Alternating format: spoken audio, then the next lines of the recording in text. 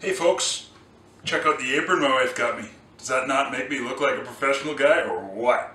For fight night, game day, or just general meals that you just want to enjoy cheating on, like every Sunday. So we're making nachos tonight.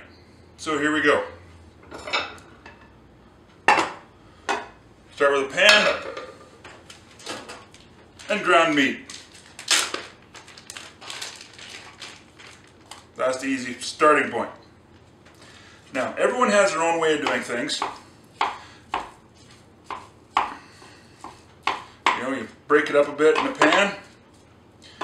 Then you want to add your seasonings. Garlic is always a good one.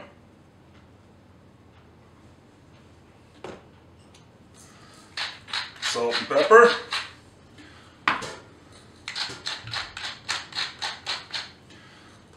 Some more garlic. And here's a tip to add some unique flavors. I remember this from my bachelor days. These fajita mixes and taco seasonings you can buy in the store. So add that. Everybody makes their own nachos differently. So, you know, this is all technique, not procedure. But we add to the meat green onions, some peppers, mushrooms.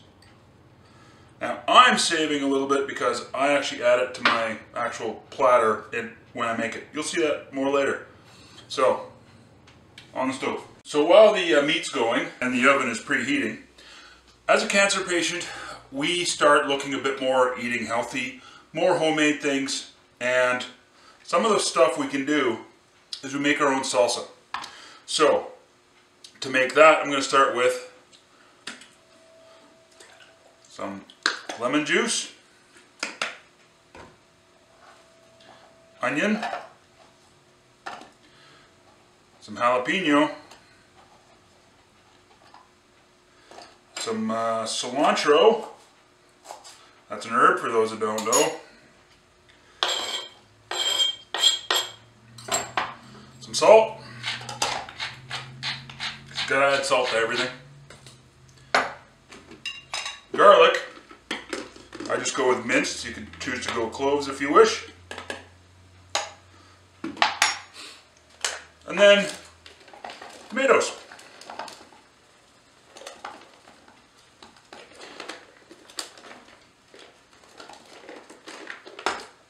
So then you put it in the handy dandy slicer chopper mixer upper thingy. Make sure it's set. And just start slicing and dicing away. Go to the consistency you like, and you've got yourself some fresh salsa. This little gadget comes with a pretty cool little lid. So now you can put it in the fridge, save it for later. So one of the things, if you're using stuff that's for someone who's got an allergy, such as cheese or dairy allergy, lactose, that kind of thing, do the lactose-free ingredients first. That way, when you shred your own stuff, you're not going to worry about cross-contamination. Just a little tip. So now the most fun part of nachos, other than eating, is upon us. And it's all about the technique of construction. Now, I'm using these Pampered Chef stoneware plates. They're basically a small stone.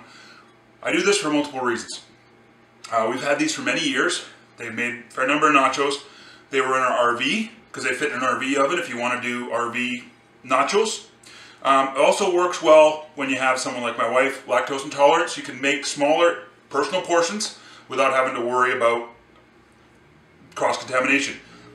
Also, raising a couple kids. When you have a boy and a girl, they don't want the same ingredients on it. They don't want to share. So if you have smaller personal size plates, it's easy. So, again, staying with the slightly healthy, we go with a nice tortilla chip.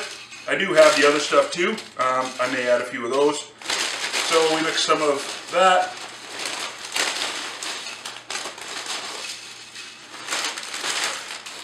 So, I always like to be like an ogre and do things in layers. So we spread things out. I start with meat. I saved some of these for a reason. Just to add some texture, different veggies. Just to make it a little bit different.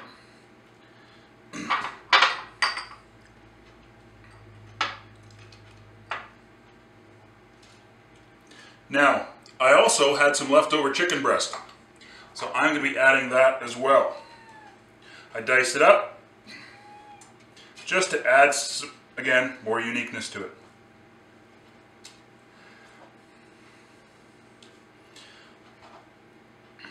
Okay, then layer of cheese.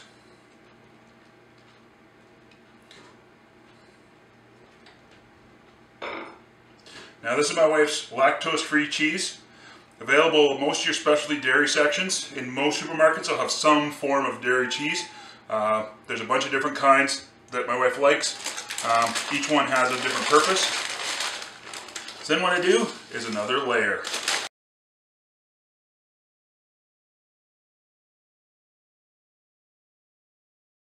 And that's my wife's platter of nachos.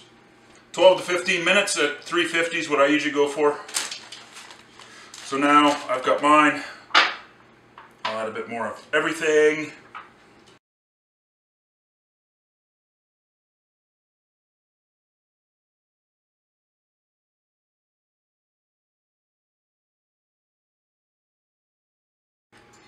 And into the oven. Okay, so now we're back to this stuff. Remember it from before? We're just going to portion some of that out. And they're ready.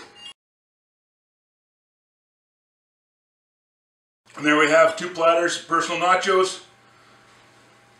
Homemade salsa. Didn't take that long. And now it's time to enjoy.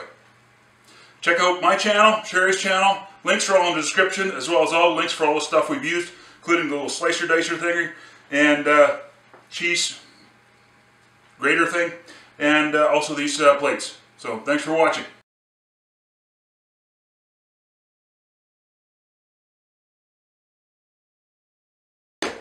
Pro tip, you can take out the slicer thing too, throw it in the dishwasher.